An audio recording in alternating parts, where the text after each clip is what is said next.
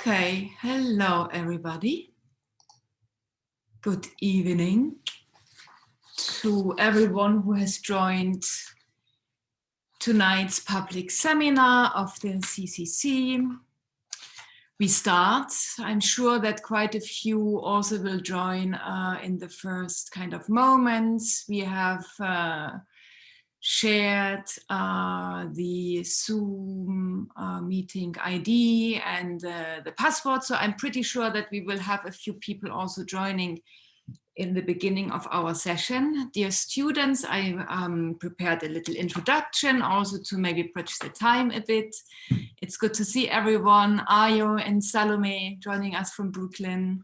I think Brooklyn you are at this very moment, if I'm not wrong. Kodwo. Hello, I see many students, many friends, colleagues. It's wonderful. I mean, this is kind of the pharmacon, I guess, of this platform capitalism that we have to register or appear with our names, which of course also provides the pleasure to say hello. And at the same time, of course, this also data becomes shared in this framework. Dear students, alumni, colleagues, friends, and comrades, good evening, good afternoon, or good morning, depending from where you are joining us. Welcome to our third public seminar of the CCCRP study program of the Visual Arts Department at HED in Genève. It's the third seminar during the academic year 2020-21. Before we start, allow me to acknowledge the continuity of the history of violence, extraction, and slavery under conditions of racial global platform capitalism, enabling the operational mode of platforms such as Zoom, which we are joining also right now. As a critical curatorial cybernetic study program committed to decolonizing research practices by the means of art and collectivity, this shared moment shall recognize also the labor, the experiences, the struggles, and the knowledge of those who have been and who are still subject to the political violence and epistemic censorship of Zoom itself. And to think of those people who are with us in this moment, but invisibilized and silenced, the people who are workers working on e-waste sites in Ghana or India right now, and or who are suffering most from the ecological crimes in the afterlives of colonial imperial modernity until this present moment, and even worse at this moment of the pandemic planetary crisis. We are joined today by our current students of the program, as well as by friends, partners, and alumni in Geneva, Berlin, Brooklyn, Lausanne, London, many places and various places around the world. So thank you so much, dear Salome, Asega, and Ayodamola, Okunseinde of the Iyapo Repository, for joining us today from Brooklyn, and Dr. Kodwo Eshun joining us from Berlin. Kodwo also is responsible for the public seminar of the CCCRP this year. We do hope that this moment of our live stream finds you safe and sound, or that this live stream data transmission in real time brings voices and sounds and images as good spirits to your bodies, your eyes, your ears, and to make you feel to be part of a community that cares as much as we can as a study program to survive the COVID-19 planetary crisis. My name is Doreen Mender. I'm responsible for the CCCRP. These 5 letters stand for Critical Curatorial Cybernetic Research Practices, yet we can extend the C of the CCC into further horizons, such as contemporary, cosmic, psychonopathic, confessional, or communal. The CCC is one of 3 master programs of the Visual Arts Department at HED Genève in Switzerland. We are specialized in developing, rehearsing, and materializing project-situated research methodologies by the means of contemporary art towards the articulation of advanced practices as a network of practices in the making and thinking of art under globalizing conditions. Each year, the public seminar is conceptualized by a particular approach for discussion at the CCC. In 2020-21, the approach is shaped through the theory fiction seminar led by Dr. Kodwo Eshun that will engage and does engage and is at this moment engaging with science fiction, cosmology, spirituality, Black ontologies, and alienation as artistic curatorial urgencies. In a pre-COVID world, which sounds like light years away from us these days, yet let's remind ourselves of this epoch. The CCC Public Seminar took place at our seminar room Salle 27 of the Visual Arts Department of Genève on Boulevard Helvétique 9 in Geneva in Switzerland. Students, guests, and friends would all gather around our large seminar table, closely next to each other, forming a vivid and intimate social fabric of biographies of research, in order to listen, to wonder, to debate, to disagree and agree, and to learn together and to think with a specific thought or a research study that a theorist, a collective, an artist, curator, or a thinker generously presents to us. At the CCC, we do not separate between theory and practice. Specifically in a time such as this one, we need theory more than ever as a tool, as an ally, an action, a friend, a concept, or a companion to train ourselves to think and to think differently in order to make a world that we want to be part of. Today is Monday, the 8th of March 2021. Happy International Women's Day. All women, the women who are made and became and trans, non-binary, transited or born, all women of the world unite. I'm speaking from the time zone called Heure Normale d'Europe Centrale, or European Central Time, or ECT, or 7 p.m. It is noon, early afternoon at Salome's in Ayo's place. It is an immense pleasure to welcome into this session the artists, designers, and educators Salome, Asega, and Ayodamola Okunseinde, co-initiators of Iyapo Repository into this time zone as well as geography, and who has been invited by Kodwo into the session entitled Archiving Speculative Artifacts from Protracted Afrofutures. Allow me to very briefly to introduce also Kodwo. Kodwo will introduce Salome and Ayo, since I also see quite a few people that join here us, I think, for the first time. Kodwo, Dr. Kodwo Eshun is a filmmaker, an artist, and a theorist who currently teaches the Theory Fiction Seminar at the CCCRP Master and PhD Forum of the Visual Arts Department at Genève.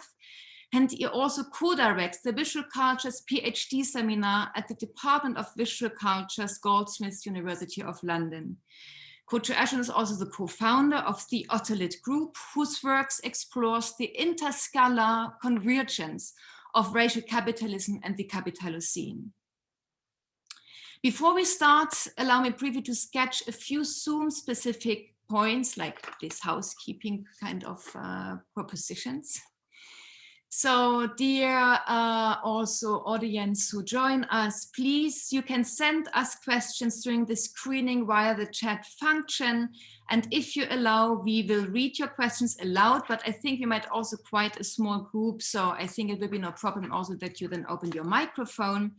We just have to see a little bit that we keep the time of an hour and a half, an hour and 45 minutes. We will see how it goes. We would recommend you please to close your camera and your microphone during the presentation conversation of Salome, Ayo, and Kodwo with the students. Kodwo will moderate the conversation. We are recording this session for the sake of archiving it, and also if you agree to share it and everyone agrees on the CCC YouTube channel. We have by now quite many people subscribed, and it's quite popular also to be consulted, which is also nice. If you don't agree, please, with the recorded kind of edited version, then please let us know. We will make sure that we can find a way to edit you out or something like that. And also last but not least at all, I would like to thank Nyansaku Mufankulu for the technical spiritual support to operate the various platforms at this moment. Nyansaku is behind the CCCRP head Genève, and there Nyansaku is. Thank you so much, Nyansaku. It's always connected with a lot of preparations. We did a test before and many kind of meetings before. So thank you, everyone. Thank you, Kodwo, for inviting Salome and Ayo. Thank you for the students to join. And I see Laura and many friends who also joined, and Jean, a faculty member. So dear Salome, Ayo, and Kodwo, the screen is yours. Thank you. Thanks very much for that generous and kind and very thoughtful introduction, Doreen. Welcome everybody, wherever you are in the world, wherever and whenever and whatever time and space you're in. Welcome to the third public seminar. The last one was on the work of Nonsi Kalela Mutiti, and the fourth will be on the work of Chino Movi. So it would be great to see you for the next one as well. I'm really pleased to welcome Salome and Ayo here to CCC Head Geneva. I'm going to begin by reading out the biographies, and then I'll just frame our discussion. So Salome Asega is an artist and researcher based in Brooklyn, New York. Salome has participated in residencies and fellowships with IB, New Museum, the Laundromat Project, and Recess. She has exhibited at the Shanghai Biennial, MoMA, Carnegie Library, the August Wilson Center, the Knockdown Center, and more. She's also given presentations and lectures at Performer, EYEO, Brooklyn Museum, MIT Media Lab, NYU, and many more. Salome is currently a Ford Foundation Technology Fellow, landscaping new media artist and organization networks. Salome sits on the board of the National Performance Network and Power Plant Youth Digital Art Collaboratory. Salome Asega received her MFA from Parsons at the New School in Design and Technology, where she teaches classes on speculative design and participatory design methodologies. Ayodamola Okunseinde is a Nigerian-American artist, cultural anthropologist, educator, and time traveler, living and working in New York. His work ranges from painting and speculative design to physically interactive works, wearable technology, and explorations of reclamation. He is exhibited and presented at the 11th Shanghai Biennial, Tribeca Storyscapes, EYEO Festival, Brooklyn Museum, MIT, Beyond the Cradle, and Afrotectopia, amongst others. Ayo Okunseinde holds an MFA in Design and Technology from Parsons School of Design, where he works as Assistant Professor of Interaction and Media. So to set the scene for today's conversation.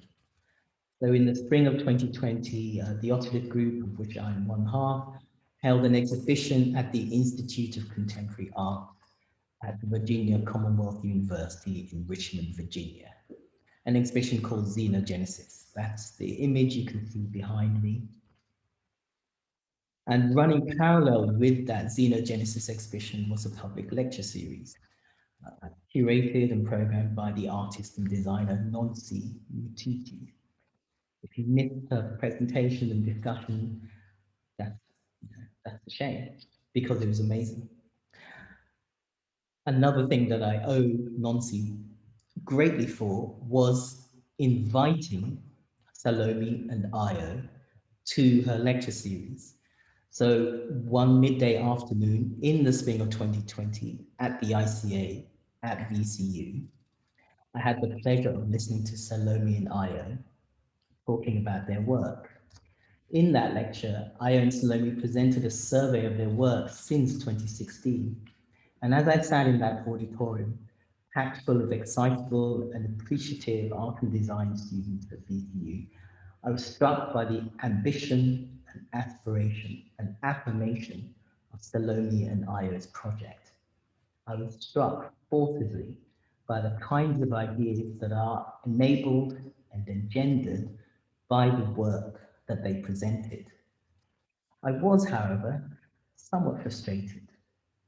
I was a bit knocked by the constraints of the format, which it seemed to me obliged Salome and I to compress the breadth of their work into what seemed to me a brutally short time span and format.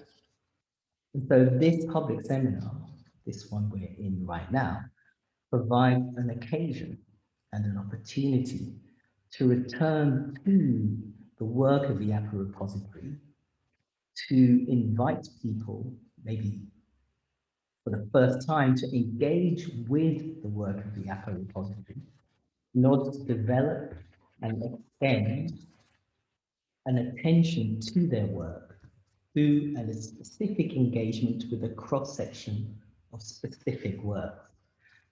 So by engaging with a small number of works from their overall body of works, the idea is to have a conversation around the practicing of African futurities, to discuss what those futures and futurities might be, to discuss the modeling of speculative Africanities and the reimagination of spaces for the instituting, the research, the development, the archiving, and the display of artifacts itself.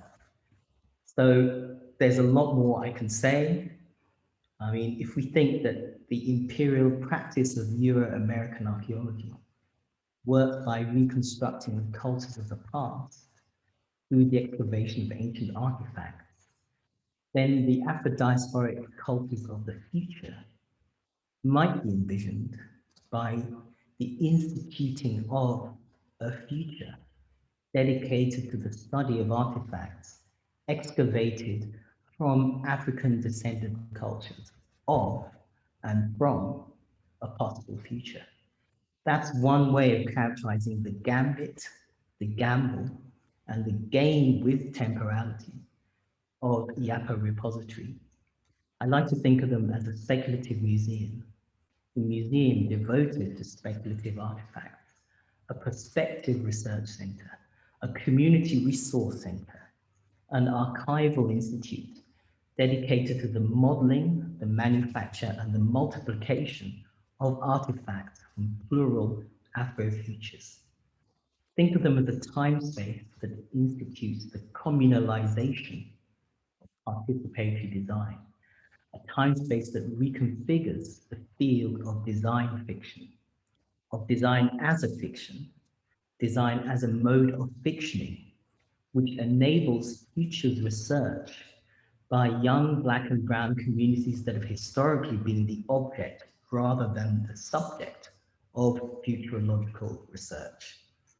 A time space that envisions methods for the co-creation of Afrological futurities, enabled by artifacts archived within an actually existing institute of and for the future.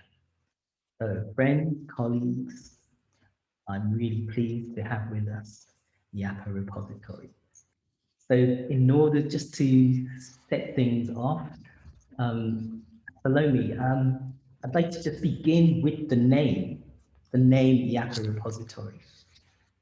That name has a powerfully evocative meaning. I wonder if you could just set the scene by unfolding its meanings for us, how you came to conceive of yourself as a repository in the name of Iyapo. Hi, everyone. Good evening. I'm just so thankful to be here. Thank you, Kodwo, for inviting us. And okay, so the name of Iyapo Repository, I feel like, and Ayo, please chime in. I feel like we had like a document where we had running names for this project that I wish we looked at before coming to do this talk, because it'd be funny to see what we threw away. But I think we were very much interested in taking on a kind of institutional fiction, and wanted to be seen as seriously a sort of any sort of encyclopedic institution, arts institution, right? And so we were riffing off of things like the Schomburg Center in New York, right? And thinking about these institutions being named after people and people who moved us forward in some way, right? And so, you know, we started to name, I think, actual real people, living people, and then pivoted towards, I can't remember what made us pivot, but we were like, let's move to a fictional person who still has weight, you know, to our everyday, who's meant a lot to us. And we started pulling from Octavia Butler. I think we were going to name it after Octavia Butler at some point, and then pivoted and went deeper into her works and looked at Lilith as from the Xenogenesis trilogy, right? Looked at Lilith as a figure that we could maybe pay homage to and honor in this project. I don't know, Ayo, if you want to say more to that. Yeah, and maybe the repository bit, that's the Lilith bit, and then what happens when you bring that in relation with the idea of a repository. Oh, you're muted, Ayo. Oh, never mind. Oh, you can't hear me? I can hear you. Yeah. Oh, okay. So I think part of it was looking. Oh, that was what it was. We went to the Natural History Museum doing our research. We went to a lot of museums, and we're like, okay, there are problems with all these museums, you know. And I think part of what we were thinking was, how do we talk about the archive? How do we talk about artifacts and institutions and holding these artifacts in a way that is respectful of the artifacts and respectful of the cultures, right? So we wanted that the repository part of that harkens back to the idea that it is an institution. It is about collecting, preserving, acknowledging these artifacts of future African cultures. And I would just to add, I would say there was something about repository as opposed to like Iyapo archives or Iyapo library that felt more active, right? Repository felt like an active place for people to study and look at and add. And so I think, you know, that also maybe is why we chose that, because we are very much a lab. People, even in our exhibition spaces, and we'll get into this, like people are making in the places we're also exhibiting work, you know. Thank you. That's really helpful. That accounts. I feel naming is super important. You know, I feel kind of nomination, the act of nomination, because at the beginning, when it starts, it's literally an idea. The name has to be an umbrella that, like, under which you shelter, but also a name that goes out into the world. You know, it travels. You're in Brooklyn, but the name is circling, you know, potentially on a planetary scale. So the name has to have that mobility to it. So yeah, so thank you for that. So maybe as a way of thinking about how the repository works, we could talk a bit about the role played by the workshop as a kind of initiator for the process that takes you from, you know, the initial invitation to gather a group of people together, right the way through to the manufacturing modeling of the artifact. Tell us a bit about how important it is that the kind of work you do comes through a workshopping process. So it's not about the individual act of designing works. It's about a certain community spirit, and it's about specifically reaching out to young people of color who've historically been excluded from opportunities to envision the future at scale. That they've been the object of future, and in a way, African descended people are contained within short-term futures. They're kind of locked up. Whereas the invitation here is in a way to train the imagination of a long-term future. But I feel the socialization of that is crucial. I feel the fact that it's workshop oriented is saying it's not about this or that individual great idea. It's come, even though you eventually work with specific ideas, it still has to come out of a group processing. Could you talk a bit about that workshopping element as the kind of engine? Yeah, let me, Ayo let me start off first with and this then one. Salome. Yeah, absolutely. So you're correct. You're correct in what you're saying, but I want to add an extra part of that, which is the narrative itself. So it's not that we're in a workshop. It's that these participants are archivists that exist in that future museum. So part of that is putting them in situ of the narrative for the work to begin. And I think that that's a very important thing that allows the envisioning of the future to be more visceral.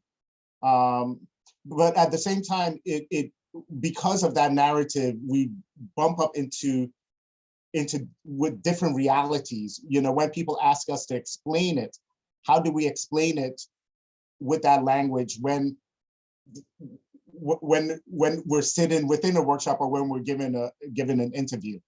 And then the other part I want to bring up is this idea of, I don't know if in America we have these county fairs that one of the games is there's a jar of candy and you have to guess how many candy pieces are in there, right?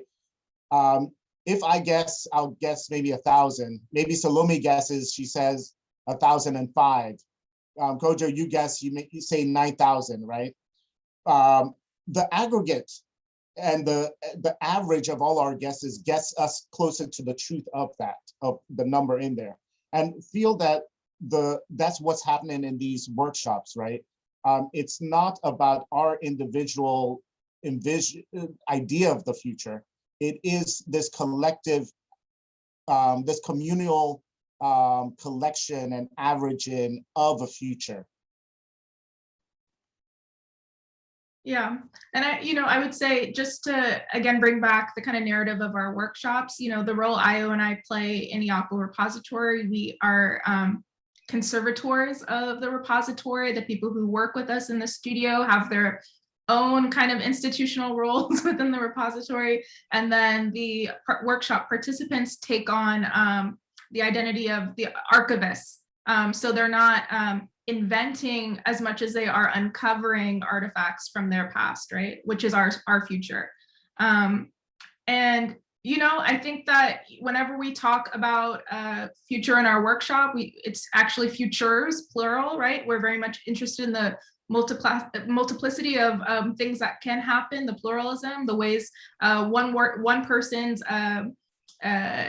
artifact can then splinter into someone else's artifact, and where we can kind of build the world between two people's visions. I think that's kind of what happens in the workshops, and it's interesting. I also am thinking, and this is probably very specific. I don't know if it's very specific to the US. I'd love to hear from other people, but there are a group of people collectively working to build our future for us in Silicon Valley, right? And so we need to also work collectively to kind of counter that future. And I think of, Kodwo, actually, there was something that you wrote on further considerations of Afrofuturism that, it was always on my syllabus, but there was something you said about how power now operates in predictively as much as it does retroactively. And I think, you know, like this is us building power, right? Or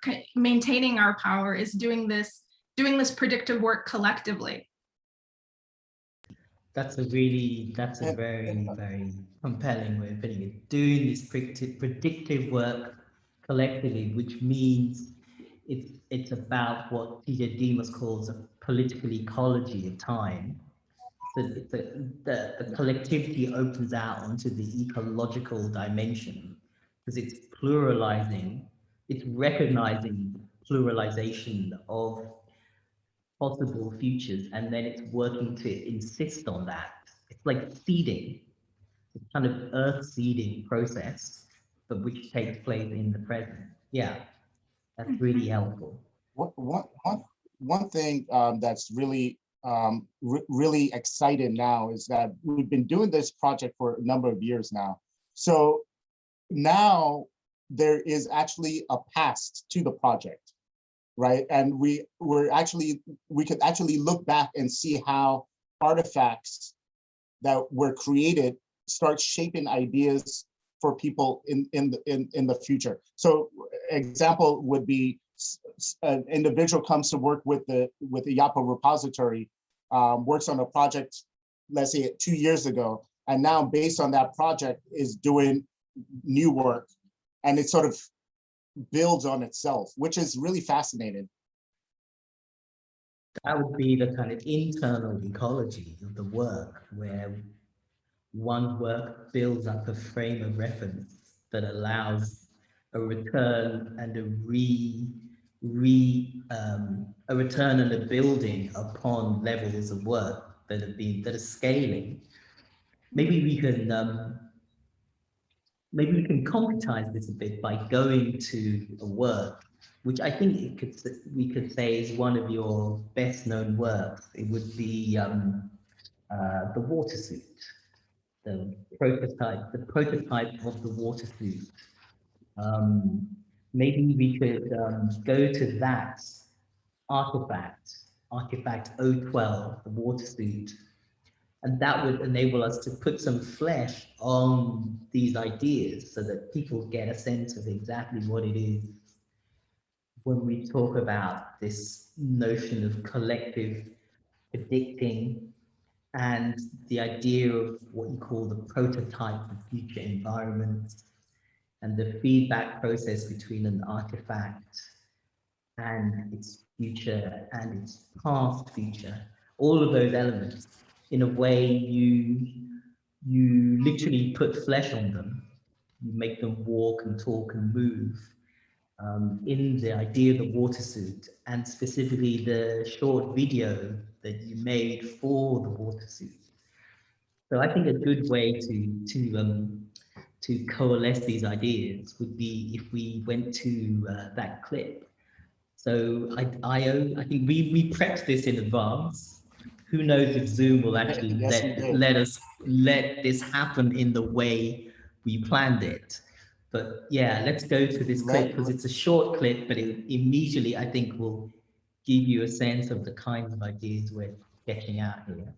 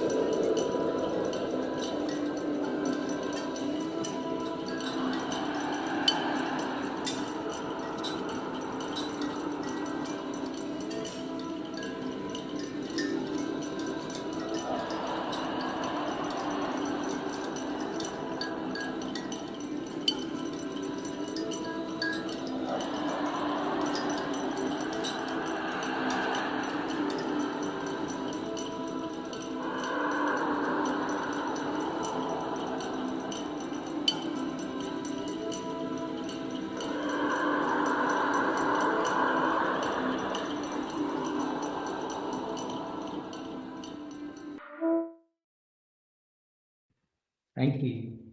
Tantalizingly brief, and it evokes a whole world, actually a whole universe in, less than 3 minutes. When I saw that in VCU, I was just taken aback by the mixture of beauty and something else, something genuinely unknown, not so much terra incognita, maybe amphibia incognita, something between land and water, some entity that's traversing. But most of all, I have this sense of an entity that is oriented towards a future whose dimension I'm not quite getting a grip on, an entity that's escaped my understanding of its destiny, something with its own autonomy, which comes from a world similar, distinctly asymptotic to ours. It was really powerful, and I think the shortness of it has a huge amount to do with that. Salome, maybe you could kind of talk us through part of what's going on in the water suit. There's just the sheer amount of work that is going on at the level of the manufacture of the water suit and just the entire bodily inhabitation of this, of this life support system. Mm-hmm. So the archivist who drew this, the workshop participant, was thinking about their own relationship to water, was thinking about that relationship and through a historical lens, right? And thinking about the transatlantic slave trade experience and how that might be a source or root trauma for themselves, for Black Americans. And so drew up this therapeutic bodysuit that is meant to kind of like mimic the experience of being underwater. And so, it's like an exposure therapy suit. And so, Ayo was our seamstress and crafted the suit. We went into like a spandex store and had so much fun just picking out all these textiles.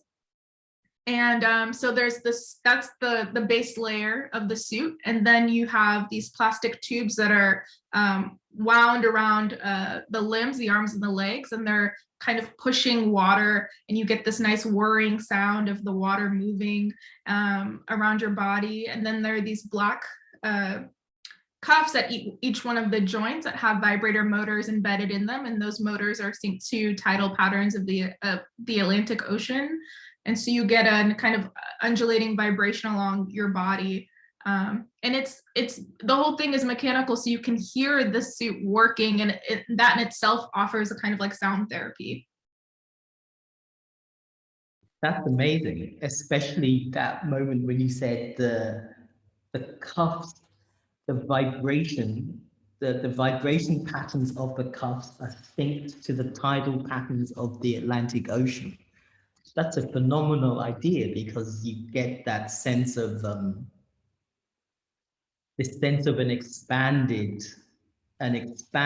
space in which this oceanic temporality is playing out at the level of a body. So that means the point where the body stops and the ocean begins, they become an interface, and that's a profound notion, because as Derek Walcott says, the sea is history, and as Edward Kamau Brathwaite says, the unity is submarine. So these dimensions of the sub-Atlantic, the submarine, and just the necroscape. And then, we think of Christina Sharp's notion of residence time, of course. So all of those notions are playing out at the level of this closely fitted bodysuit. And maybe that explains the kind of, not terror, but a certain kind of dread that goes with it. There's something disturbing. When I saw it, I was disturbed. I was like, when I first saw it in VC, I was like, whoa, it's not entertaining. That's what I mean. It's not there for our entertainment. There's something else at stake. There is another project that is being worked out in this suit. Could I just add to that? When you said it's not entertainment, I think we totally agree with that. It reminds me of, I think during this time we were listening to Drexia a lot, and that too, right, is not entertainment, right? And I think there's something about, every time I watch this piece, there's something that still gets me about not knowing what it is. Where is it coming from? Where is it going? What does it mean? You know, is it some sort of omen, right? Or is it about some sort of reclaiming the surface, right? Still not sure where exactly that character is going. So one thing that we do with these films is we place the artifact in situ of a narrative. So this scene is in that future. So yeah, it still puzzles me every time.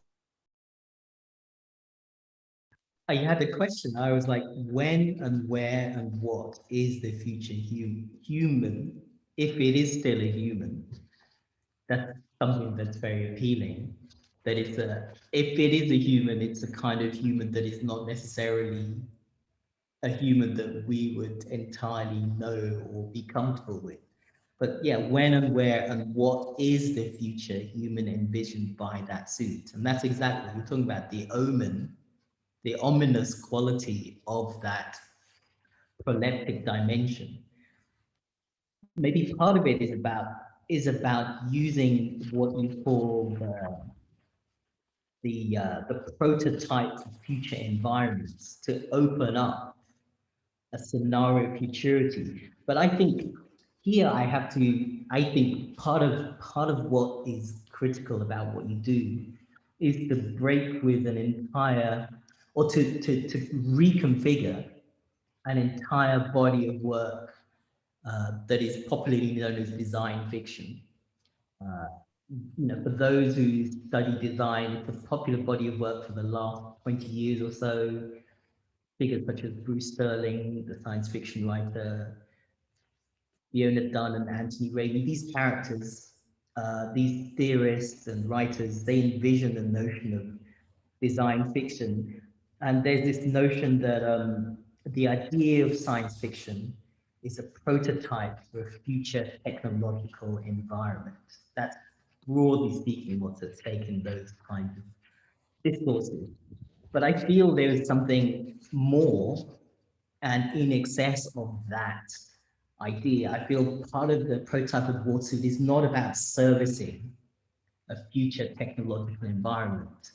It's not about prototyping gadgets for a future envisioned by Minority Report or a future envisioned by Black Panther.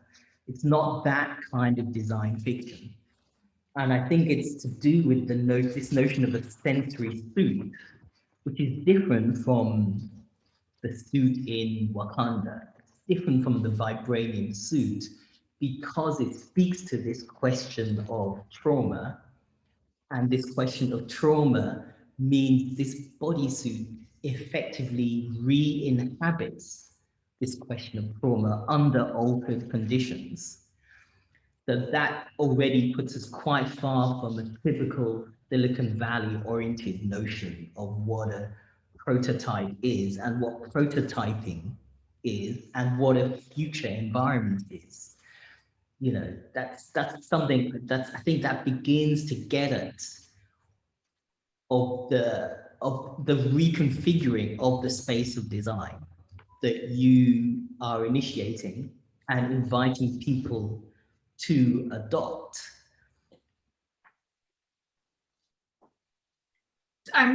So this is reminding me of the introduction, or the early on in Dunn and Raby's Speculative Everything book, they kind of open with this idea that a younger generation no longer dreams, it hopes. And whenever I read that, I think about how, and I'll date myself now, I'll age myself. The first president I ever voted for, was able to vote for, was Barack Obama, who ran on a whole campaign of hoping, right?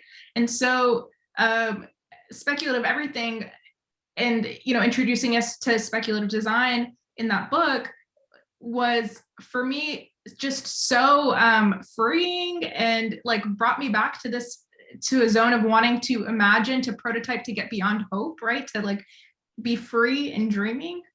It's such a subtle difference, but I think it's so important. Yeah, I mean, I remember the book even before that, Hertzian Tales, a similar kind of project where the anticipatory notion of design takes on active dimensions, But I feel once you introduce Afrodiasporic practitioners to take up the means of speculation, then something is happening to that unmarked space of imagination that Dunn and Raby laid out in such an inspiring way, because they proceed in this kind of, even when they're dystopian, it's still somewhat utopian in the way it's so racially unmarked. It doesn't seem to occur to them that there are disproportionalities built into futures making, and that futures making appear different if you're the object of futures study and futures research. So that there is something, that the ominousness of the water suit might begins with the fact that it's an Afrodiasporic entity, but not an entity who is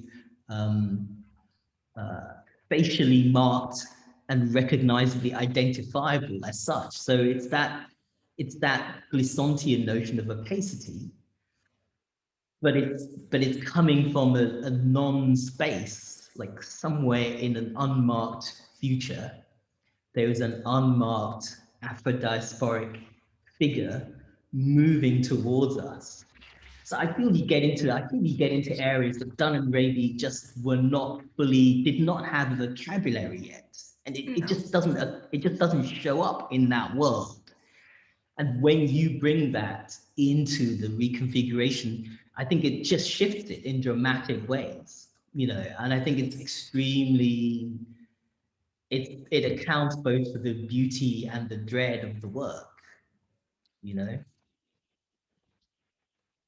Yeah, I agree with you on that, that there's something about, I mean, I owe Dunn and Raby and Speculative Everything a lot. And I think it gave, I'll speak for myself, it gave me the space to take up what they are discussing, right? And think, how does one complicate that, right?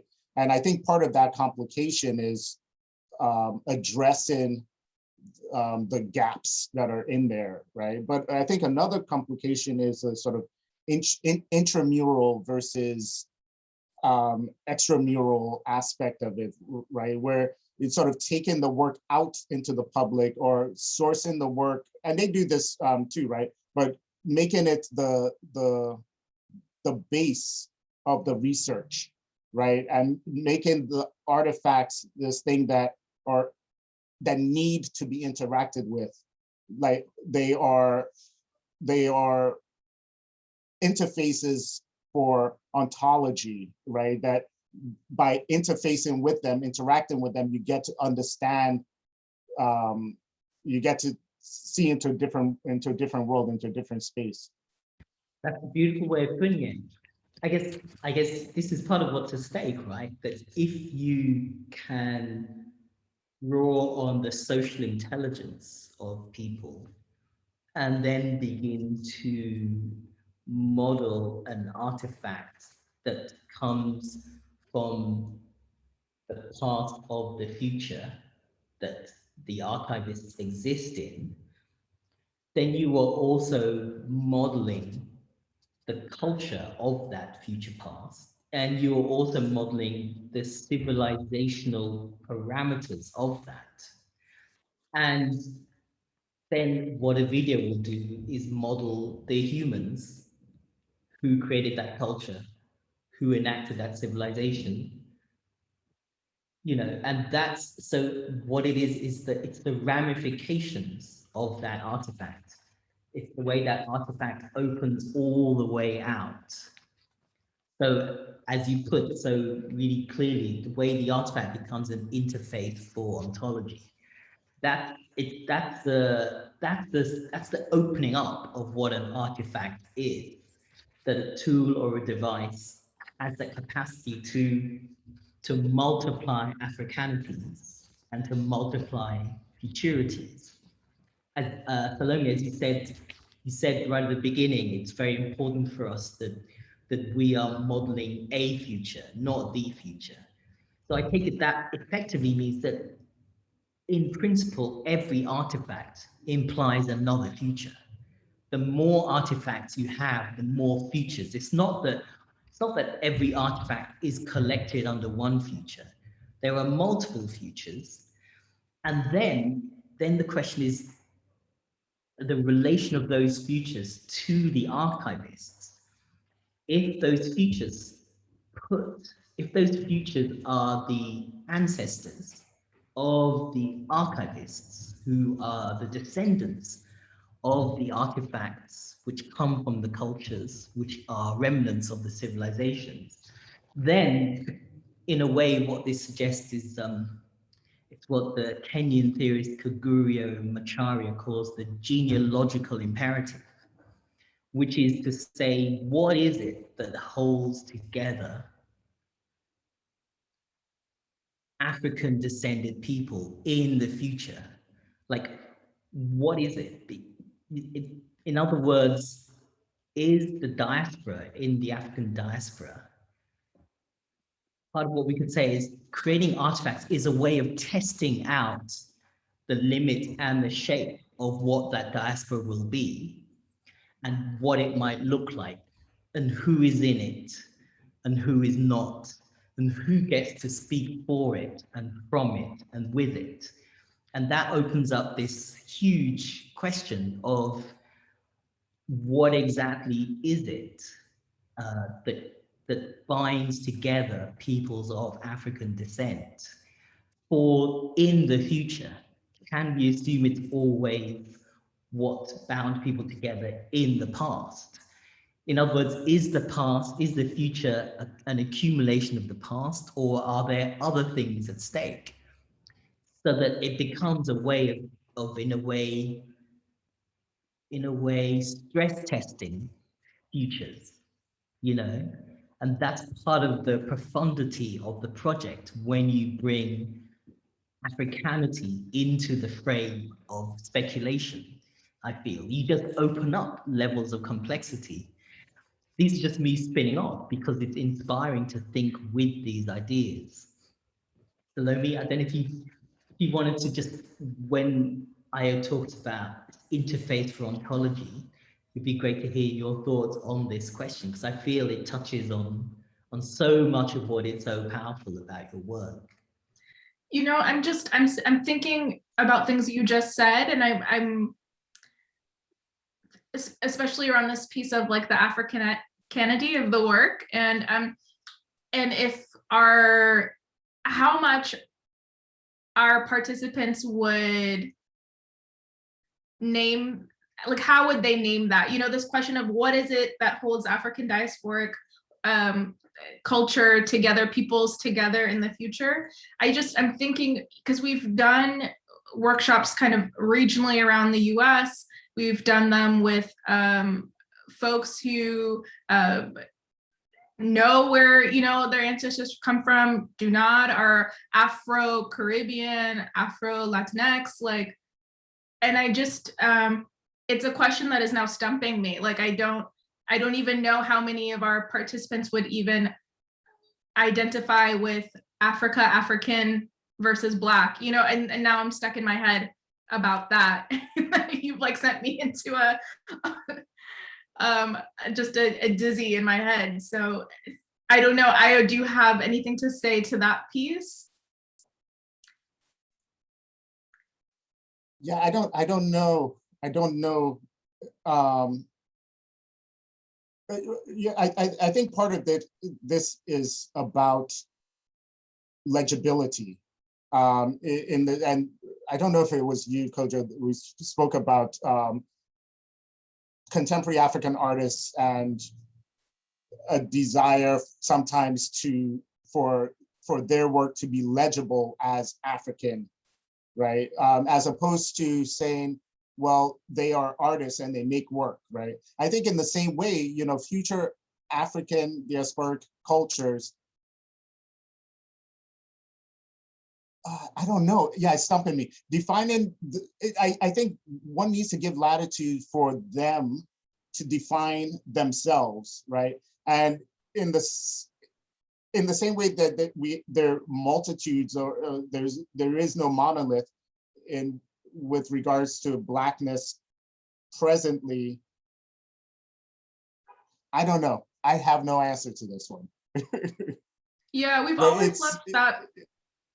We've always left that a little bit vague to allow room to self-identify. So I'm just hearing it, you know, thinking about the project in the context of its Africanness was, was trying to think of like if, yeah, our participants would agree, our archivists would see it as such, you know? Yeah, I think it's a profound question. And then I think the future forms that Blackness will take, the future forms that Africanity will take, and the in a way, the degree of recognizability and unrecognizability of those futures. Like, would we recognize Blackness in the future?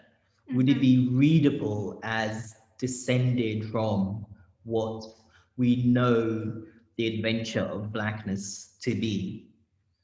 And then the question of Africanity, would that be readable as in the way in which we think we understand the perspective of Africanity? I've been rereading Achille Mbembe's critique of Black reason, in which he talks about the becoming Black of the world. Yeah, and his argument is that the specific forms of fungibility, of exchangeability that dispossessed African descended slaves and that robbed Black people specifically of access to the future. He specifically talks about dispossessing them of their futures. He said that those kinds of dispossessions, those kinds of fungibilities will be the fate of the planet, so that they are not exclusive, if they ever were, to Blackness. Blackness is the future form that the future dispossession of the world will take. That's kind of what he's saying. So it's he's trying to map the future forms of exploitation and the racialization that accompanies those future forms. And so I think of the difficulty we have of reading, of parsing out these future forms. It's related to these questions, but I also feel it's just a pleasure to be able to build a vocabulary for that question, to even do the work of gathering the terms required.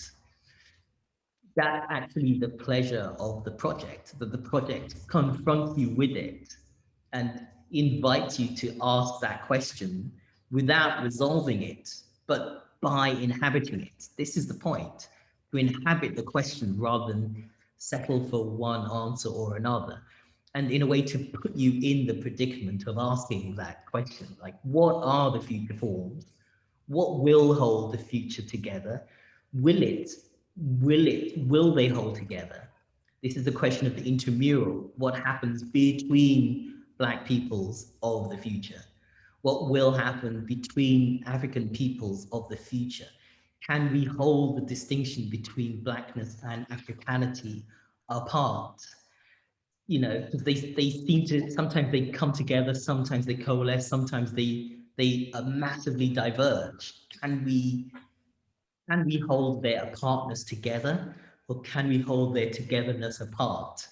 You know, I feel the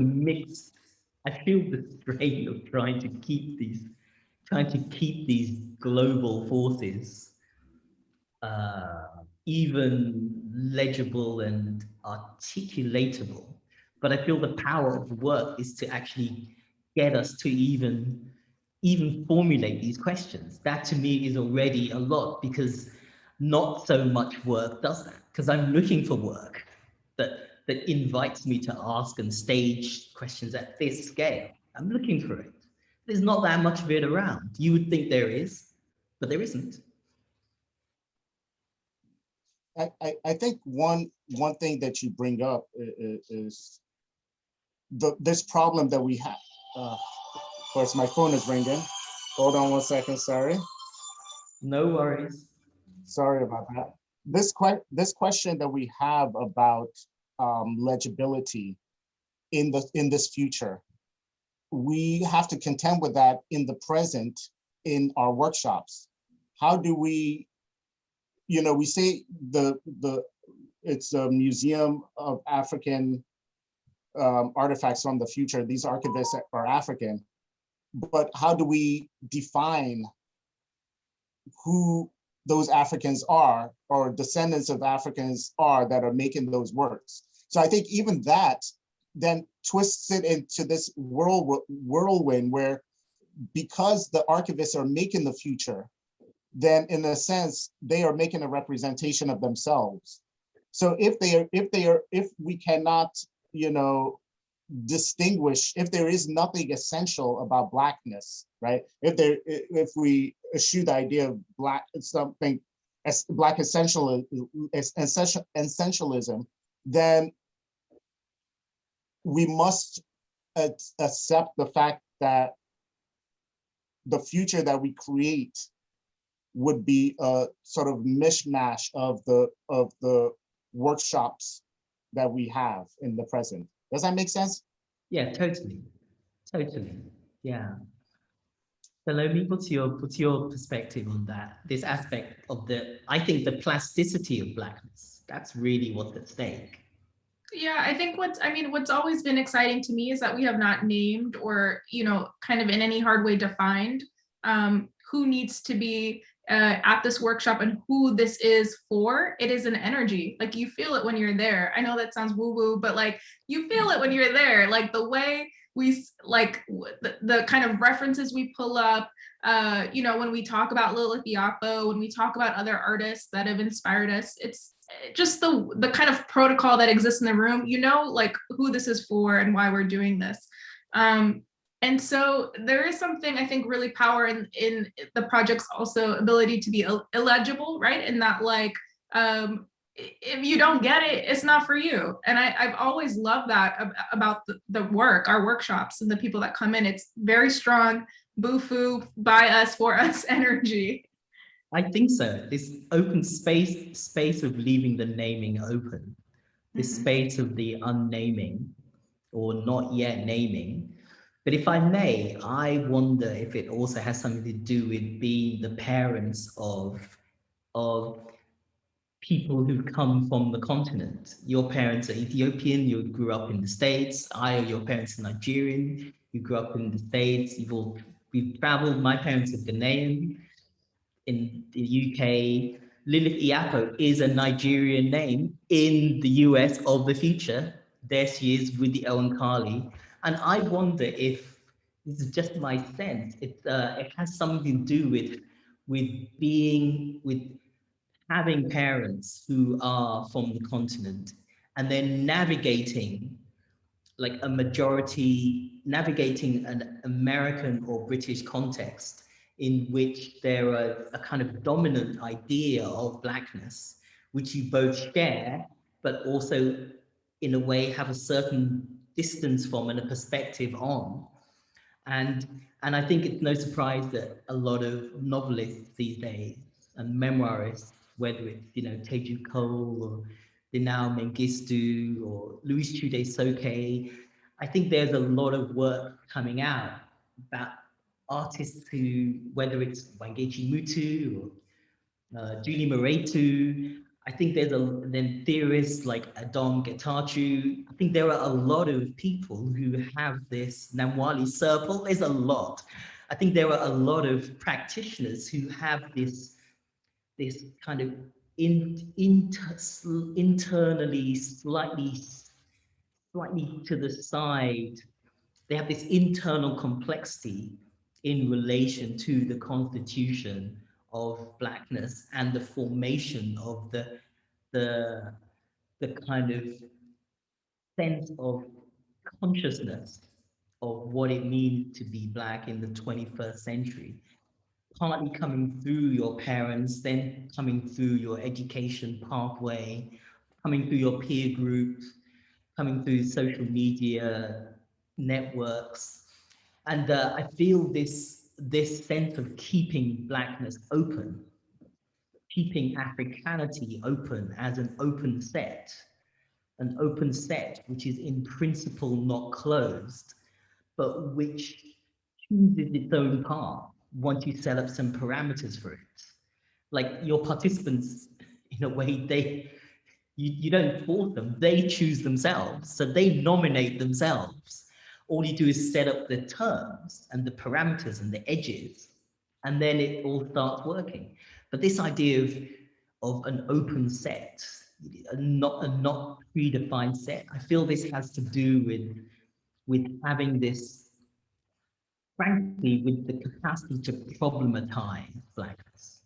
Blackness is not, it's not a given, it's a problem to be thought through. It's not a question of, it's not even a question of race, it's a question of the edges. It's a question of where it stops and starts. And it's a question, it's more of a fractal question. But it's the scales of it and it's the edges of it. It's more like topology than it is like geography, you know? Am I making sense? Do you know what I mean? Mm-hmm. I feel this is part of what the work speaks to for those who have experiences they can't yet put into words. Something about the project speaks to that desire to hold the name open. Mm-hmm. You know. Yeah, I mean, that's, you know, Stuart Hall's, you know, discursive, you know, race and Blackness as a discursive subject. I think that you're exactly right. The notion of Blackness, as particularly the edges, is something that is made and remade. You know, it needs to be by definition. Exactly. Maybe that's a good cue to go to our next artifact. So it will be the chemo, but it'll be just an image. Let's hold on the image which we used for the poster. So it would be the chemo, which is also artifact 025. Maybe Ayo, if you could bring it up, and then Salome, if you could talk us through exactly. It's a beautiful image, and people have been looking at it for a while. If you're at CCC, maybe Salome, could you talk a bit through some of the stakes of this artifact, and then we can begin to narrate it, because these artifacts have a way of condensing these large questions we're talking about and bringing them to bear. Because I think it's like it's putting these large questions at the level of the sensory, right? Yes. So okay. So this artifact, a person drew and was thinking about. he branded it chemo, and he was thinking about how to alert a wearer, because it can be a necklace or it can be like a handheld gem, to alert the holder or wearer when they're in an area of negative vibrations. And so we had to have a conversation with him about how do you quantify or qualify negative vibrations. And that led us into a conversation about state-sanctioned violence and policing in the United States. And so this is a device that has a light source in it and also GPS module, and will light up when you're at an intersection in New York City where there's been a police involved shooting. And it's a difficult object once you know what it is, you know. When you see it light up, it's not, you know, it's hard. You mean the beauty of it speaks to the ongoing violence that it's responding to, right? Mm-hmm. And it just makes me, you know, we haven't said this yet, but most of the artifact designs, you have to remember, like when people come in, are carrying with them whatever they're thinking about that day. And so you really just see, it's a portrait of a person, right? And what they were thinking about that day. Yeah, I also feel, you know, I feel there are many people who would like a similar chemo. I feel that the living in proximity to police violence and the threat of police error as this kind of steady drumbeat, steady pulse that goes on all the time. I feel, you know, I look at it, I'm like, yeah, I totally have a feeling of diegetic kinship with the story of this object. Like, I feel a relation to it. So the object sets up this bodily interface, right? I can feel it speaking to a police violence, which is this environmental hostility. In the UK, we call it the hostile environment. You know, I just feel it could be wherever there's the sociality of Black people, there is always this kind of threatening police presence. And so the chemo would be speaking to that, right? It's kind of like, it's both a warning and a signal and a reminder. And so the illumination of it is inseparable from that, from living with threat, Mm-hmm. you know, really. So it's a beautiful object, but what's powerful, of course, is that we've been looking at it, you know, on the CCC platform without knowing what its function or its operation is.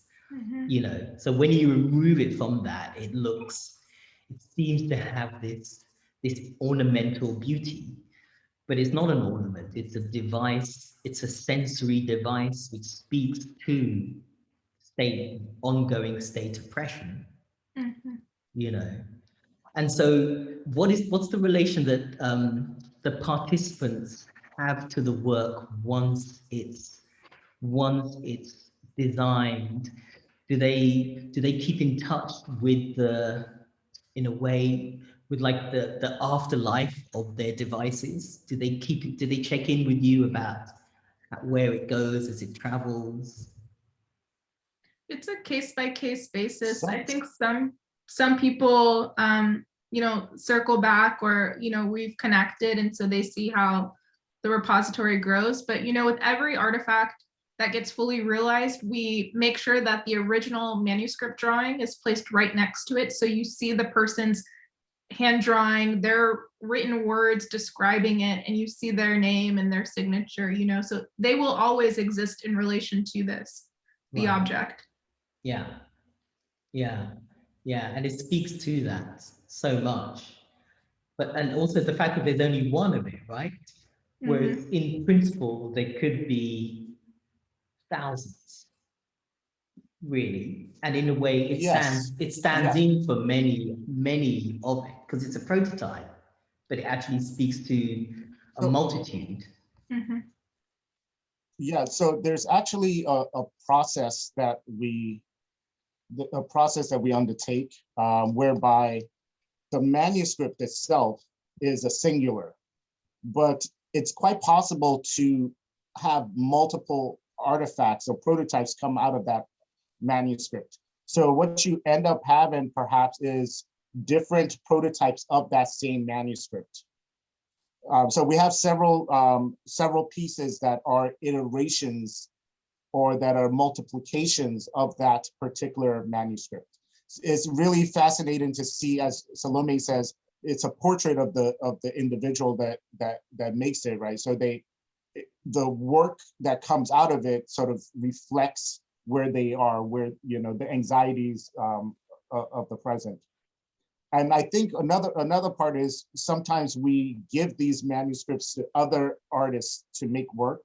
So we have films, let's say by Alicia Wormsley, that are based on a manuscript, or artifacts that some other artist has created. So they're interpreting the manuscript in a different way as well. Oh, I didn't realize that. That's an amazing idea. So the realization of the artifact from the manuscript can be, under certain conditions, it can migrate, as it were. It can travel to other people. So the capacity to engender, to realize different instantiations can itself be multiplied. Mhm. Yeah, that's beautiful. Absolutely. Because it's an artifact that speaks to, on one hand, it's a portrait of a particular person, but their anxiety is speaking to the environment. It's also a portrait of that environment of hostility. So it's a singular object, but to me it speaks of plurality. I always found that idea of being singular plural to be kind of, I'm not a big fan of Jean-Luc Nancy, but actually if this is not a singular plurality, I don't know what is. If this is not a being whose singularity is plural, if this is not an example of singular plurality, I don't know what is. So actually, this actually now makes sense of a formulation that has always bugged me, because I just couldn't really get a grip on it and I couldn't really make it work. But now I do. And again, the beauty speaks to the terror, and emerges from it and is enlightened by it. Like the brighter the device, the more the horror. You know, that's a beautiful way of putting enlightenment at the service. It also acts as obfuscation, as a way of saying, for those who know, you know, here is the information. We had a TV crew from Taiwan come in to interview us one time, and they said, you know, their question to us was, why do we make such sad objects, right? And you could tell that by that there was some sort of obfuscation as to the meaning of the object, right? There was this cultural space that they were not able to reckon with, and the only way they could understand it was about this sadness, right? As opposed to reclaiming agency, or as opposed to creating space for contemplation and care, right? Yeah, I'm thinking, I just saw Okunseinde's Grief and Grievance show at New Museum, which is, his last show was, and, sitting in all of this work, it was hard to sit especially with some of the video pieces, because individual grief is is difficult, right? But then the moment where you turn in the gallery and you see someone else also grieving with you, it's shifted to collective grief. It's shifted to an affirmation of an I see you, you know? And so there's something, there's power in that. As difficult as it is, remember, we're not doing this individually, we're doing this collectively. Absolutely. That's the shift to the socialization of grief. As though that it's an individual prototype which speaks to a social condition and is readable in its sociality. That's what's remarkable about it. So it would be literal to have to say have a room full of chemos, to have 1,000 chemos because 1,000 chemos speak to 1,000 deaths. That would be like a one-on-one relation, as if the more chemos you have, the more grief you have. But here, it's as if all of that socially ongoing grief has been gathered into this enigmatic object, which keeps its secret, but also announces them, and which creates creates a certain kind of beauty out of that, and a certain kind of care because of the care with which it's made, the actual care of manufacture itself. It's like the idea of the artifact kind of means, I think, to make artifice, like artifactuality, means to make artifactual, and which has a relation to artifice. But there's like it's an affirmative use of artifice rather than an indexical, direct, representational image of grief. It's not a picture of grief. It's not a photograph of grief. It's an object of grief which stands in this different relation to grief, or to threat, or to impending violence, or to vulnerability. That's extremely powerful.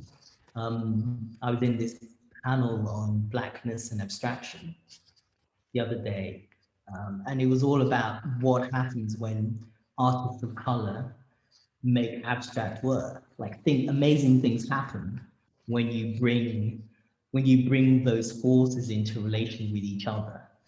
And we didn't get onto the question of what happens when artists of color make objects that are not immediately readable as indexes of what they refer to, you know.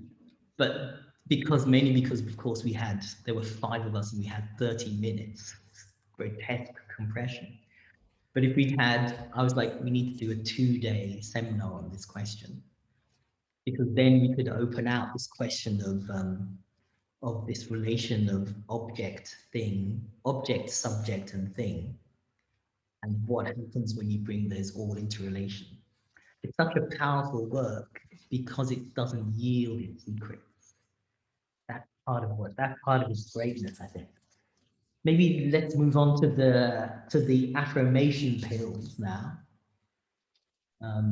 Because again, it's a different project. Maybe you could queue up an image which would provide us with a place to land on.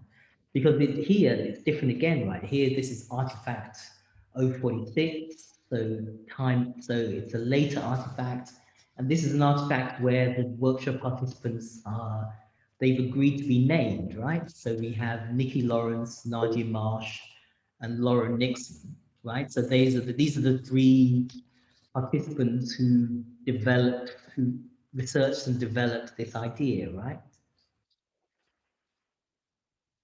Yeah, so these are affirmation pills. They're vitamin-like supplements that, when taken, give you a specialized Black history lesson. And I think the ones we have here are transatlantic slave trade, civil rights, and rock and roll. And so, you know, the story goes, if you take one, then you'll learn about, if you take the rock and roll, for example, you'll get the history of blues influence on rock and roll, and Black women's contribution to rock music, and but all the way to like Prince and Bad Brains, and it goes and goes. But I love these because they feel a little bit lighter, and there's a humor, there's a playfulness to them. And maybe I'm reading that based on how I've seen people look at them, then read a wall text, then go back to them. And then we've even caught some people kind of like snatch some of the pills. And I always just wonder like what they think when they take them, you know? I mean, they're safe to ingest, but I'm just always curious, like, it's as if they've fallen so deep into like the narrative of the wall text potentially, you know, that they're like, yeah, maybe I'll try this. But if you say, you know what, one of these will put you in touch with the history of rock, and so the figure of Prince is key, and then you take one, for sure you'll hear Raspberry Beret, you'll hear Pop Life, because you need to and want to hear it. I would start hearing, you know, if I was your girlfriend, I'd start hearing that because I think the idea of a pill which enters into relation with the wall text, it is an idea of what people call a diegetic prototype. So you're taking a story with the pill, and the pill is your chemical entrance into a story, and the story plays out in your neurochemical system. So, which of course music does anyway. Mm-hmm. So there is a pleasure because, you know, you are the drama in which the pill is working. So there is a bodily invitation there, like all pills. The drug tech interface between the pill and you is you, but here it's like pill, the future. So part of what it is making you taste the future, right? It's making the future something you want to swallow and something you want to get close to. And that intimacy, this is what, and it's also beautiful because it's a very different idea of an artifact. An artifact is always like a tool or a device, but no, this is a pill, you know. Mm-hmm.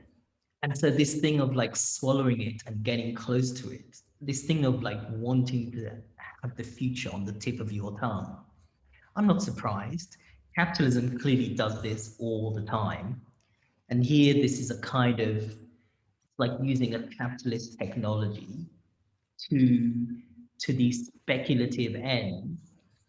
But honestly, you know, this is enough to make you want that. You know, so part of this is about engineering desire, right? Part of this is just about drawing people into this feeling and keeping them in a circuit of desire for a kind of, in a way, creating a certain appetite that you didn't know you craved, and you didn't know you wanted it until you see it. And having that desire overcome fear and overcome perhaps disgust, right? Because they don't, and overcome trust. They don't know what's in it. You know, they don't know who's touched it. They don't know if it's going to do what it's going to physiologically do to them, right? But there is this desire to want to know the information contained within. I sometimes question what drives that desire, whether it is, how could I say it?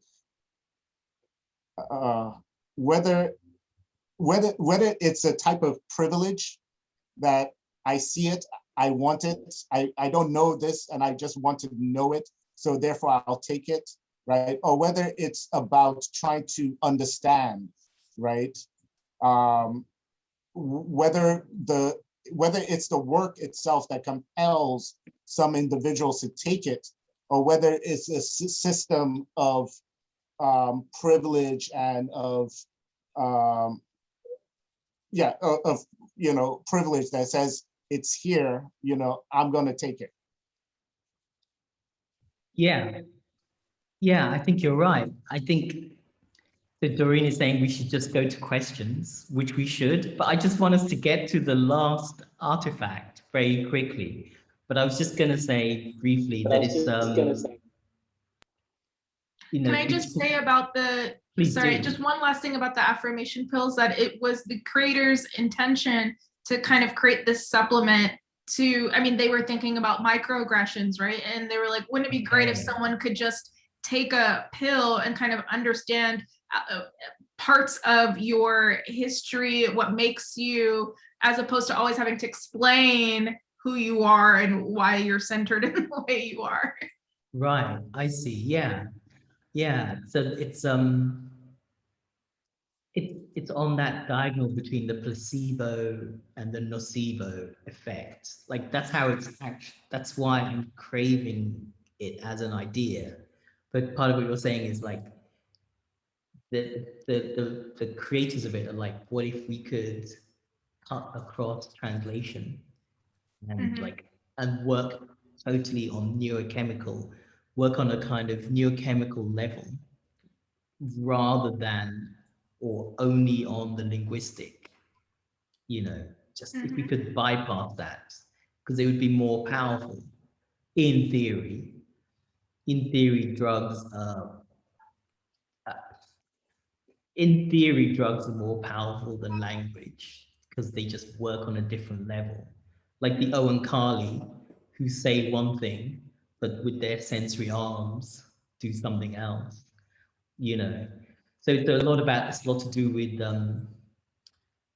consent and control, capitalism and counter-capitalism, using a capitalist technology for non-capitalist ends or para-capitalist ends. Okay, so it's been great. Please. It takes off the burden. It takes the burden away from having to explain this, and it reclaims one's time and reclaims one's energy, right? So I think that's the last thing I want to say on this. I'm gonna just put this screen up. Tell me when you want. If we'll go to, I mean, I just keep thinking, will it though? Or will it just create, you remember like Parasetko in Power, remember what Parasetko did in Power of the Sower? Remember the promise of Parasetko was that it was going to make everybody super intelligent, and look what happened, hyper-empathy syndrome. So I wonder what affirmation would do if it became widely available. That's a speculative scenario I would like to work on, because the human capacity to become addicted to anything is possibly the one thing we can agree on. So now I'm just imagining a world in which people are addicted to affirmation, and how that would play out. I can see that so vividly, really, Okay, but so now my thoughts are running away, and I think that's actually one of the effects of your work. It has this runaway capacity to it. But let's go to the final artifact, which is the final artifact, which you have this short video to play. The artifact is called Mother Radio, and then we can go to questions.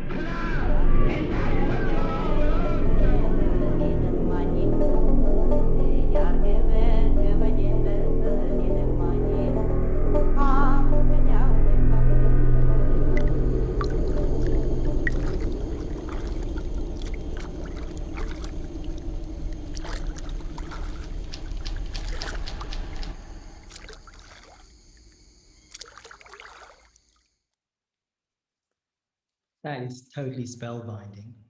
It really casts a spell. It truly does. Really.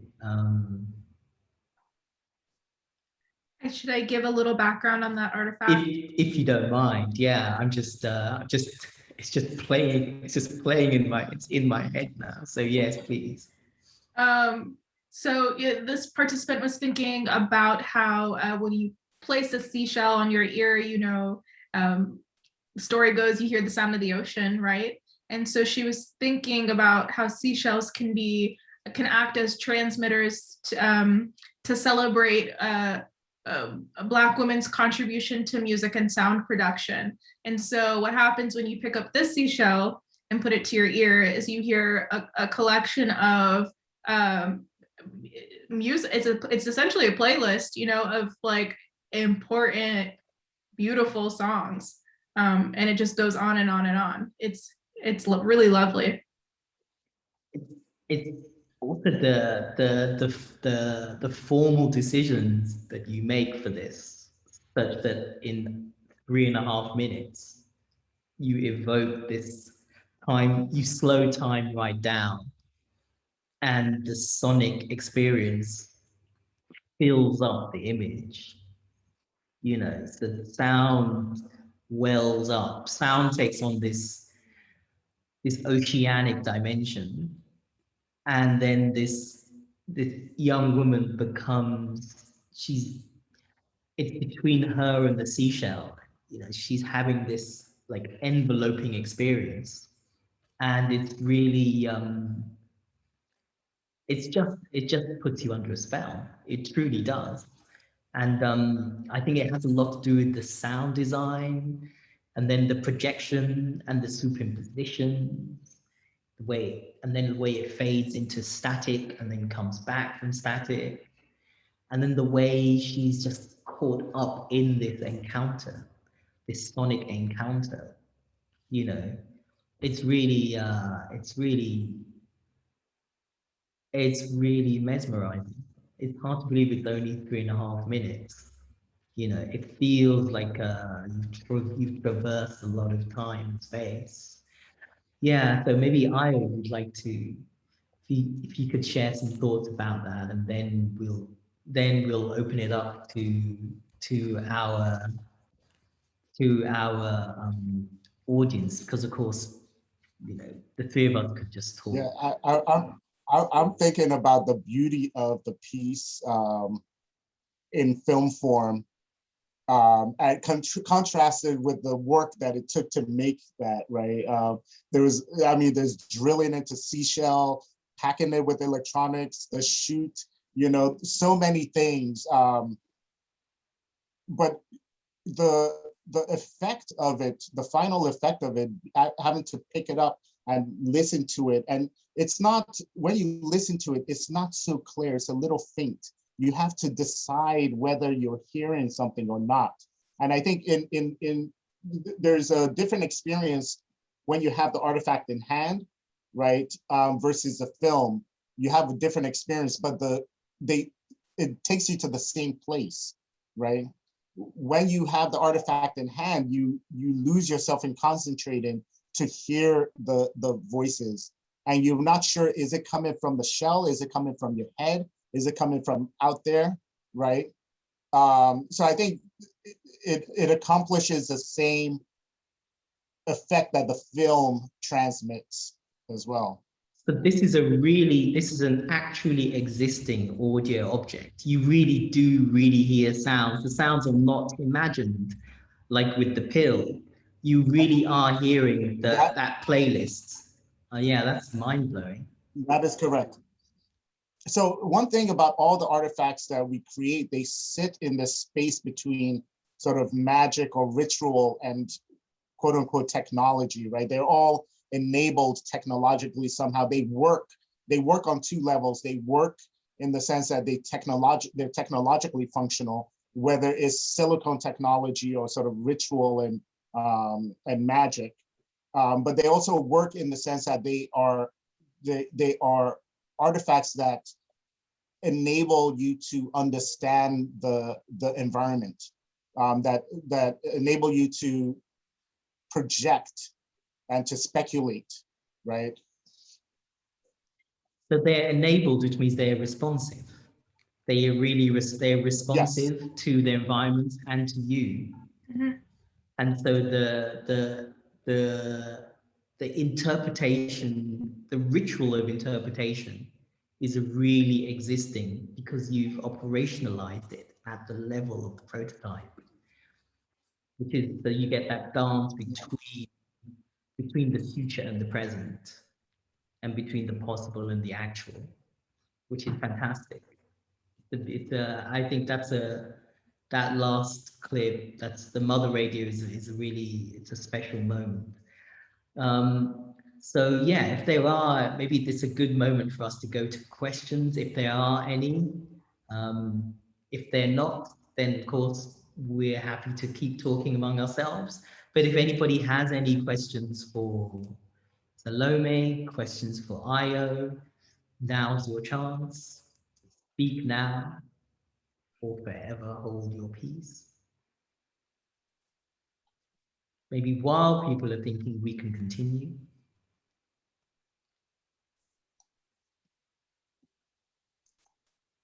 I also want to say, in terms of sound for the last film, you know, I feel really lucky in the process of making a lot of these artifacts. We're doing so in collaboration with musicians. Like, there are a lot of people who make music that are around us, and I just think about how much music has influenced. We're all, you know, like in studio, are always listening to music, but you know, Derek, who edited those videos, is a DJ from Detroit, you know, and so when we were making the first video you saw, you know, Derek and I go way back, and we're like passing, you know, Drexciya records back and forth, Underground Resistance, you know, like he would sneak me records from Underground Resistance, from the submerged space. And so that has an influence to the work as well.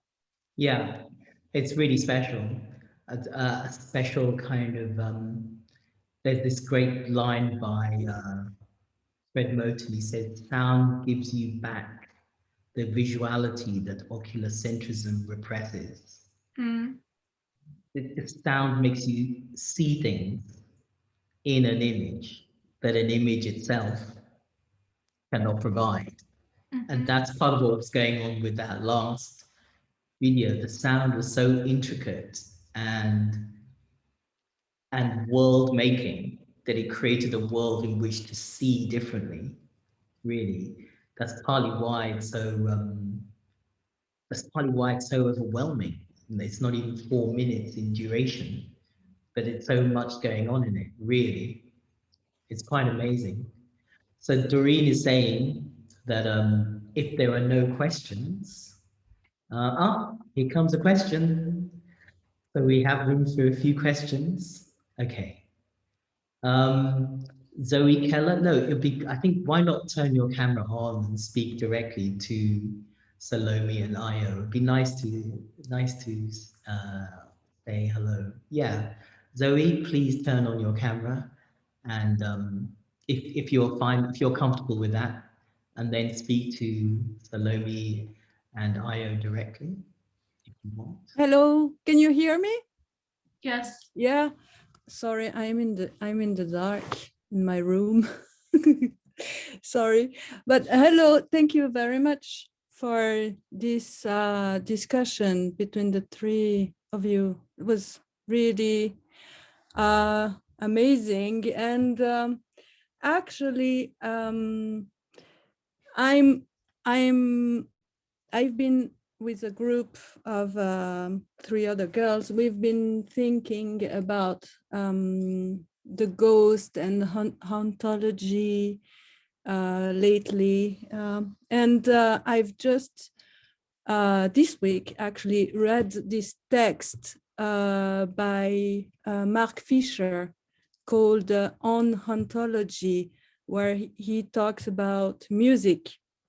And so during the whole conversation, I was thinking about this, and now that you just talked again about music, it makes even more sense, because there is yeah, I wanted maybe to open or hear you about this idea of sound, maybe vibration or echo, and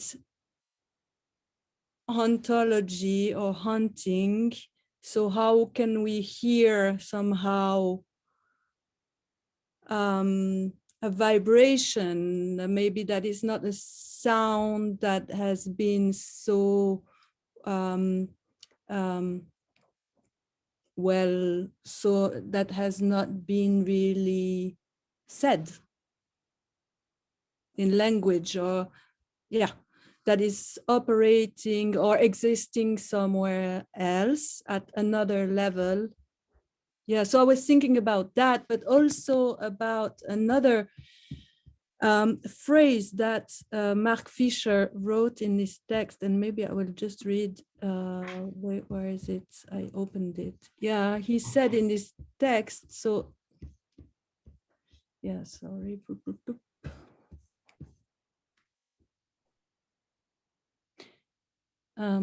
Yeah, he's writing, the future is always experienced as a haunting, as a virtuality that already impinges on the present, conditioning expectations and motivating cultural production.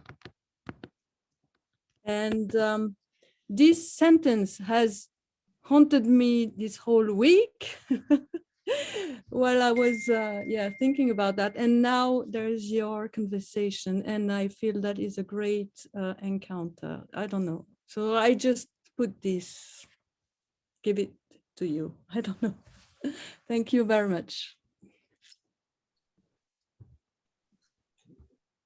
Could I take this?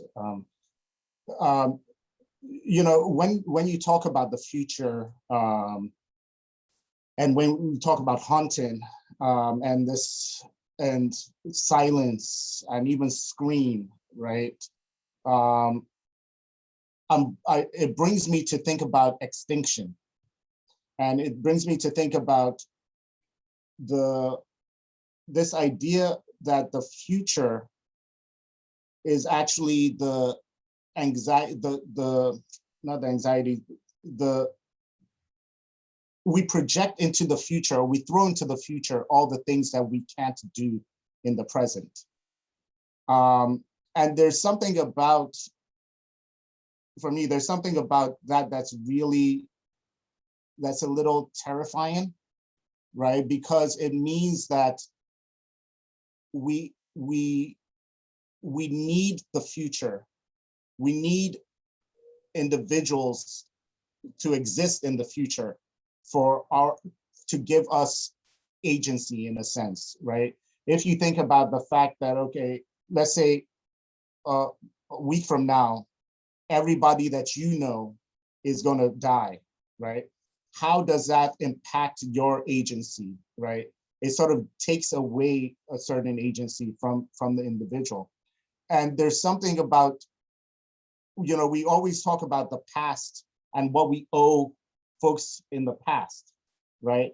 We don't talk often about what we owe the people in the future, you know? But I want to get to this sound thing too.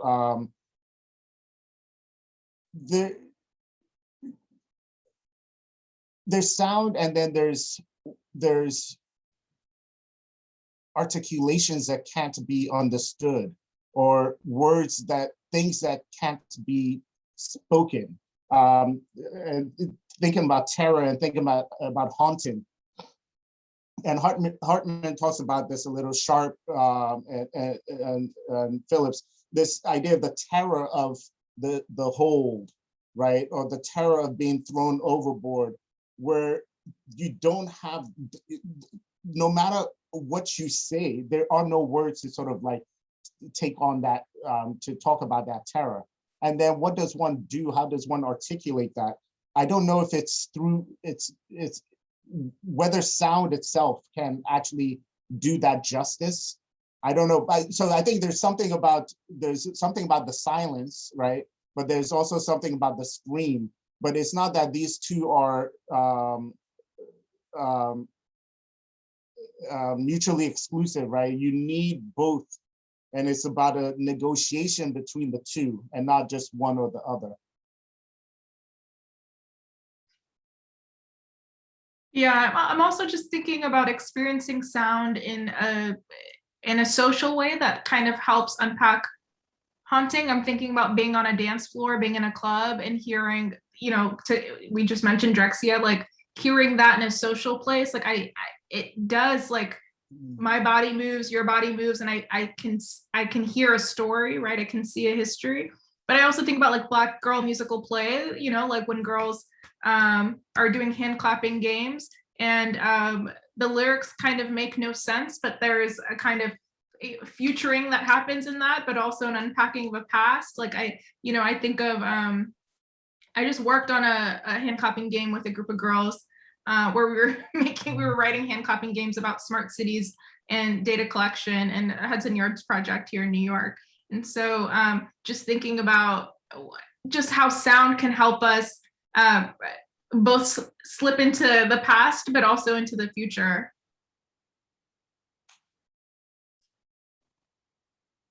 Thank you. Those are really generous responses. We have one more question from Phoebe, who's a student at CCC. Phoebe, it'd be great if you could turn on your camera and speak to Ayo and Salome. Hi, thank you so much for your presentation. I really enjoyed it.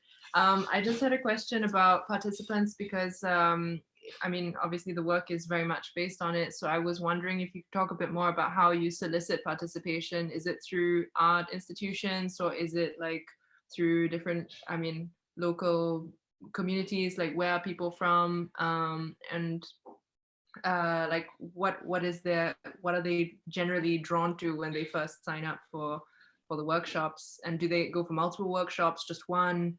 Like how long is the relationship as well? Yeah, if you could speak more about that, I'd be very curious. Thank you. Yes, I love this question so much. Okay, so I think it's important in this project, but even generally throughout, other projects I've done, it's important to me to make unlikely partnerships. And so as an example, I'll pull out like our relationship to Via Festival, which is a new media festival in Pittsburgh, sadly no longer happens, but they invited us to give a talk and do like a VR workshop. And that was it felt like it was going to be a one-off, but then we had such a good relationship with the festival organizers that they applied for a grant and then invited us back to do something. And we went through a year-long visiting artist fellowship where we built a relationship between Via, the kind of art and tech lab at Carnegie Mellon, it's Frank Ratchey Studio is what it's called. And then also August Wilson Center, which is a legacy Black institution. So these are all people who are geographically, Pittsburgh is not that big, right? Like geographically are close, maybe run into each other at places, but had never collaborated, right? And so I think it was important for us to kind of leverage not only resources, but knowledge and make sure that this information was flowing between all three sites. And so, in some places we're doing one-off workshops where an organization invites us and we ask them, well, can you help us think of community-run, artist-run organizations in the city that we can partner with? Partnership is always important. And in the case of Pittsburgh, it turned into a year-long investment,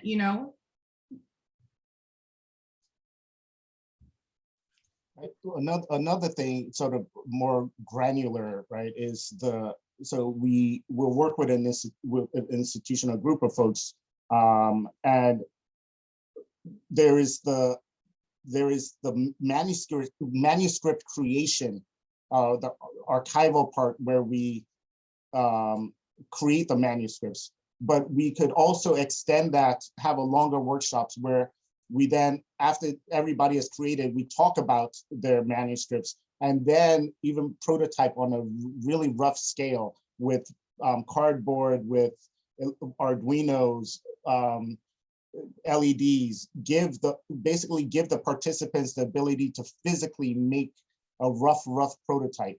And we find that they enjoy that so much, because in a sense, the idea is coming to life, is being physicalized. And a lot of times then they get to take that artifact away with them, and we hold on to the manuscript. Mm-hmm. You know, I think in this project, there's one part of it where we're building the objects, we're making the films, but another leg to it that is just as important is kind of modeling the kind of cooperative structures we can use through partnership with organizations and organizers in their city, right? So we're not these like artists who helicopter in from New York and are like, we got a workshop for you, right? We have to be specific to place. And so that to me is just as important as, you know, what we've showed you so far. And a lot of the times, in fact, I think invariably all the time, whatever location we're in, right, we take on not only through the participants, but we do research as to what issues might there be in that location, and try to surface that when we start talking about the project with the. That's great. Thank you for that generous answer, which Thank you. opens out the levels of work each time you begin a new project. So thank you for that. So we've got I think our final question of the evening is from Anna. Anna, would you like to turn on your camera and speak to Ayo and to Salome? Yes, I hope you can hear me right. Mm-hmm. Hello, everyone. First off, thank you for this presentation. It was very empowering and I gained a lot of knowledge, and it's always inspiring to see the many possibilities of how to imagine the future from our perspective, basically. So thank you for that. And my question is sort of a two-part question. So first, I am wondering how, in an ideal world, would it be possible to create those artifacts, you know, those running, you know, for in a broader or global scale for people of African descent? You talk about the diaspora. So there is no country, there is not one country that's called African diaspora, right? So how would that look like? And actually in terms of ecology or economy, should I say, how would that happen? Because we now are under a capitalist system. So I'm also wondering, you know, in what way would you operate? Will it be more into sort of an industrialization way of doing things that, you know, the one we know, or even another system that we know that goes into more of a grassroots realm, more of an underground way of doing things, sort of, you know. When I say that, I think of marooning, right?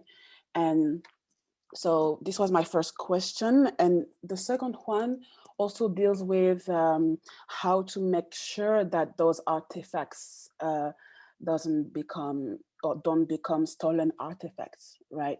Because that has happened before, you know, regarding African art or African objects, African artifacts, African sacred objects. You know, there are plenty of museums in the global north that, you know, have in their possession stolen objects. And I'm wondering, you know, as artists, researchers, thinkers, that creates in within institutions sometimes, how to make sure to not have those objects stolen still, you know.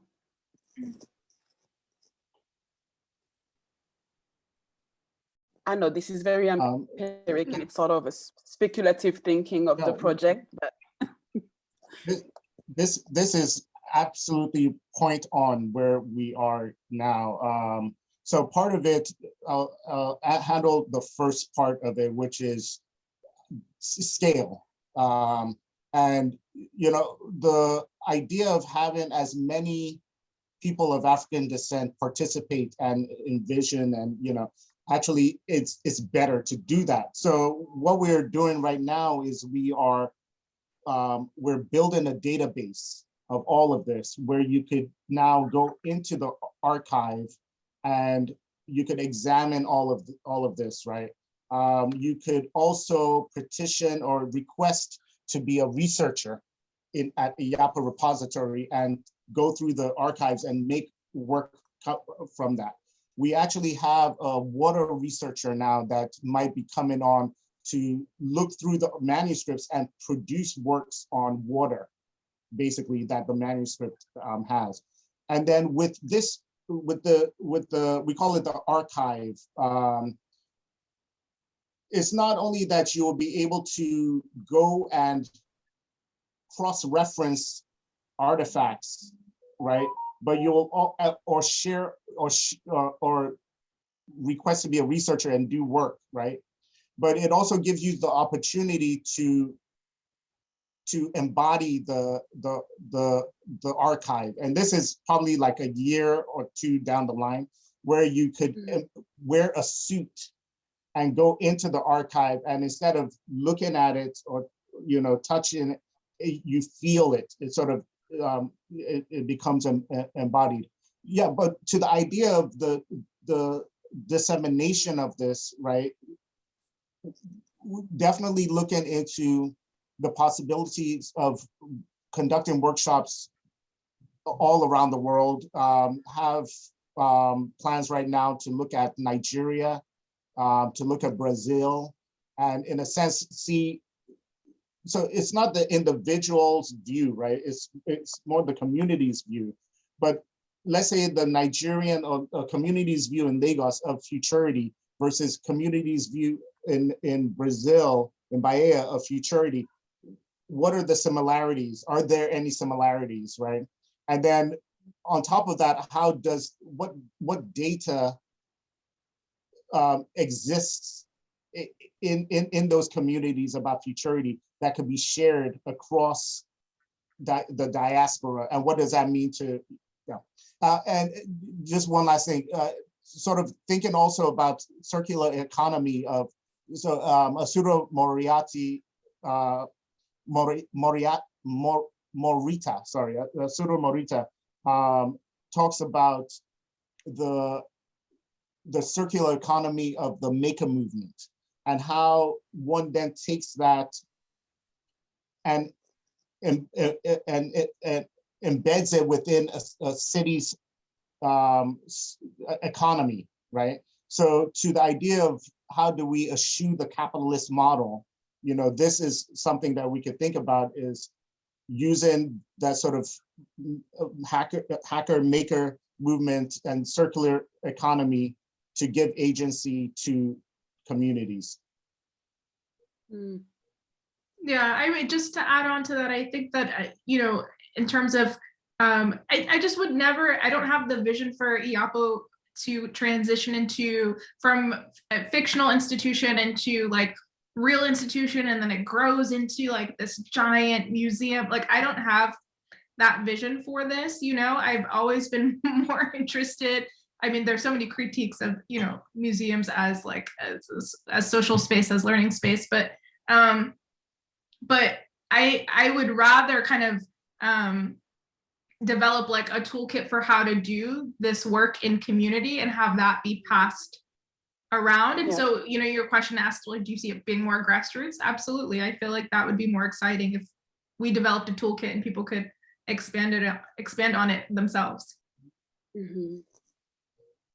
Thank you. I'm also Kodwo, if you also want to, I don't know, if you want to partake. I'm just thinking about those thoughts. So I don't have anything to add at the moment. I'm just processing what the questions of scale and Salome's point about building a toolkit which enables people to do the work at their own scale. So people make the scale, and they move at the scale. It's working for them and with them. I'm just thinking that through because that's moving transversely. It's not moving from small to large or small to big. It's not vertical. It's spreading. Yeah. And I'm thinking that in relation to your point that the diaspora is not a country. Diaspora is borderless. It's a borderless world. That's part of what we're talking about. The borderlessness of Africanity, the borderlessness of Blackness. That's kind of what we're talking about. And there is a relation between working on scale at the level that Salome's talking and this question of borderlessness, which I'm just still trying to work through, So your questions are really very helpful. So thank you for sharing your questions. And thanks to Salome and to Ayo for their responses and for their great work. And so we've come to the end. We've been talking for like 2 hours and 14 minutes, and we could be talking for another hour. I wish I could. I actually have to go to do another lecture across town. So, and that's kind of why, but also because it is 2.25 hours. But it was it was a pleasure from beginning to end, really, as I knew it would be. So thanks to everybody for their questions and their thoughts. Thanks to everybody for coming along. Thanks to Nayan Saku behind the scenes for making it all run as smooth as you like. Thanks to Doreen for opening the space for us and holding the space open for us to gather around this work. And, it was a great pleasure, really, an honor. And as usual, I always feel it opens out into many more dimensions that we've just touched on. So with that, I'm going to bring the third seminar to a close, and have a great evening over in the US. And thanks everybody, and look forward to seeing you for the fourth seminar with Chino Mobi. The kind of the promotion will be going out soon. So look forward to seeing you all in the gallery on 19th of April for the fourth seminar in our series. Thanks everybody for a great evening, and see you all on the 19th. Thank Good night. you. Thank Bye. you. Good night. Thank you so Good night. much.